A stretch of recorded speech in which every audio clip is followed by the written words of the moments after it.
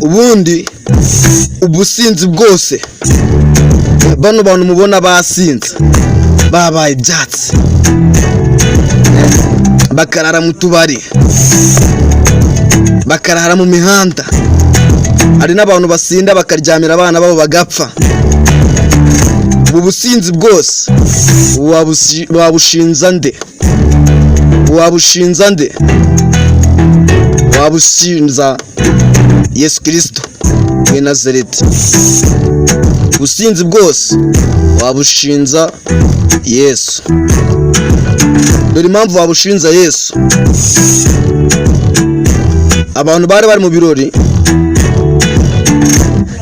vino irabashirana, bagiye kwinywera amazi arayafata ahindura inzoga. Bari kubakorera ibitangaza. Ubu rero iyo inzoga ibaye nkeya, bafata amazi bagashaka uburyo bayahinduramo inzoga bakoresheje amasukari, ibindi bintu by'ibanze nyine bifashisha. Bigana Yesu nyine bagira ikirenge mu cya Yesu. Birumvikana niyo nzoga Yesu ayinyweyeho. Mwirwa amatubwira ngo gusinda ni icyaha, ngo kunywa inzoga ni icyaha. Yahinduye amazi divayi, ibyo turabizi. Icyo rero cyabyaye ubusinzi.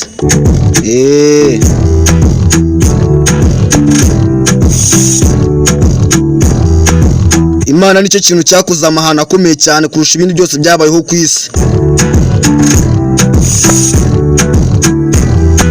Abantu benshi bigisha ko Yesu ari Imana yigize umuntu. Birumvikana rero hamwe n'iryo hame n'iryo jambo, Imana yaba yararyamanye na nyina kanabyarana. Bitabaye bimeze gutyo, Imana yaba yaratwaye umugore w'abandi. Mariya yari umugore wa Joseph, Imana imubyaza umwana. Nk'aho ibyo bidahagije, Joseph arapfa. Buri kintu cyose kibi kibayeho kiba ku mugambi w'Imana.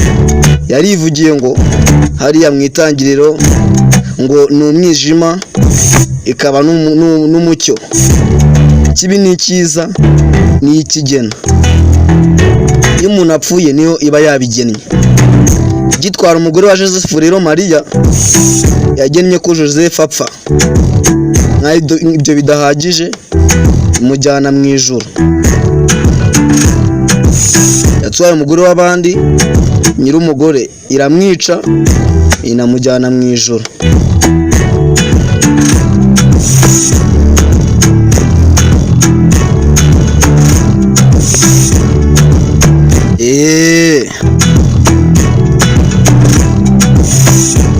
Mariya asaba mu ijuru se.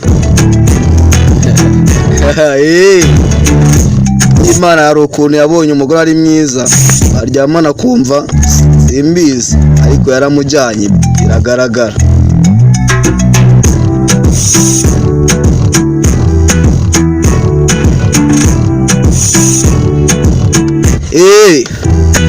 Umwana agenda nka se rero.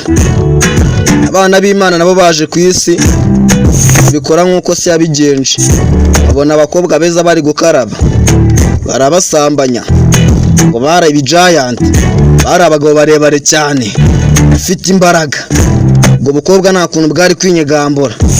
Birumvikana barafite mu imbaraga bw'Imana, nabo basambanya abana bari basanze ku isi. Ubwo nabo bakoze nk'ibyo se yakoze. Imana no kugira ngo irakarire ibyana byayo rero iravuga ngo nago ngirambiwe, ngo nago izakomeza kuruhanya n'abantu. Ubwo yarakariye abari batuye isi, nkaho abakobwa aribo bashutse abana b'Imana. Imana sinzi nta demokarasi igira kabisa.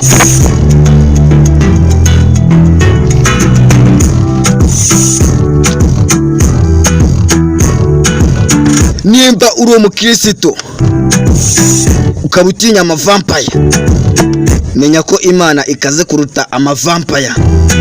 Amavampaya tuyazeho gukunda amaraso.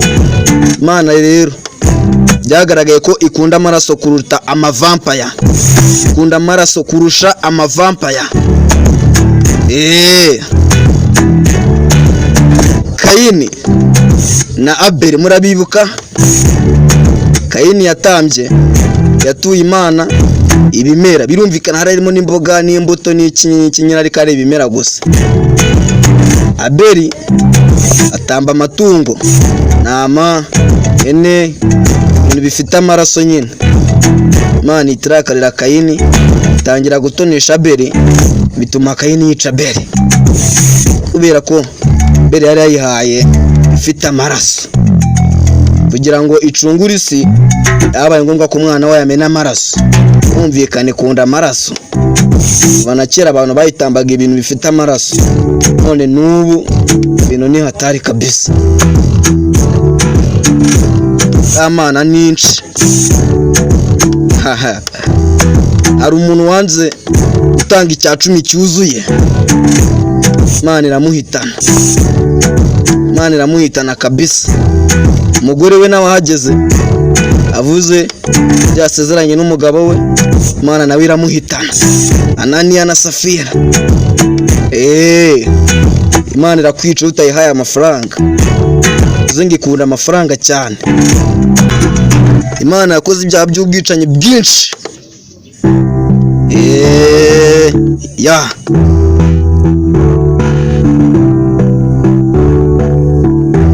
Kubera ko buri kintu cyose kiba mu mugambi wayo, byari mu mugambi wayo ko Yesu Kristo apfa. Ubwo rero niyo yishe Yesu. Imana yishe Ananiya na Safira, Imana yishe Abafilisitiya. Abafilisitiya ntago ari Imana yabaremye. Kuki yakoreshaga Samusoni ngo yice Abafilisitiya? Kuki yabicaga? Yishe Daniyeli, ngo Daniyeli yari mu rwobo rw'intare, intare n'izamurya, ariko yamwicishije insect. Umuntu wese yapfuye abariwe n'udukoko tutagaragara twitwa insect. Ibaze ko yamurinze intare zigaragara ariko ikamuhotoza insect. N'ubundi umugambi wayo aba ari ukwicana, wagira ngo amaraso y'abantu bica irayanywa. Yishe Goliyati, yishe Yesu dukunda twese. Imana niyo yishe Aburahamu. Nelson Mandela mu mwubaha mukunda niyo yamwishe. Gupfa ko ibyabaye umugaragu wayo. Buri muntu wese ufite umuntu akunda akaba yarapfuye, Imana niwe yamwishe. Ko buri kintu cyose kiba umugambi wayo. Sinzi impamvu mutabona ko Imana aricyo kintu kibi cyambere kibaho ku isi.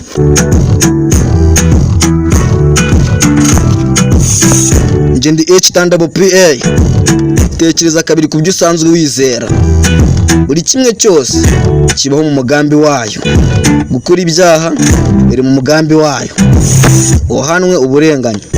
Sinzi n'impamvu abatuye isi bose atari intungane, kandi mu gihe cya Nowa abanyabyaha yarabicishije umwuzure, kabici kabamara, agasigara intungane gusa.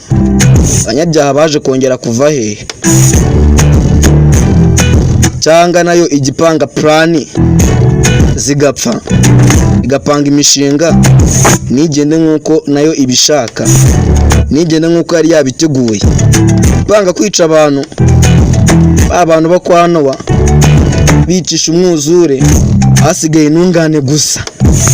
Abanyabyaha baje kongera kuva hehe? Ibaze nimba nayipanga ibintu bigende nkuko ibishaka, ukaba uri kuyisaba ngo ibyo upanga ari ibigenza uko ushaka, nayo yarananiwe.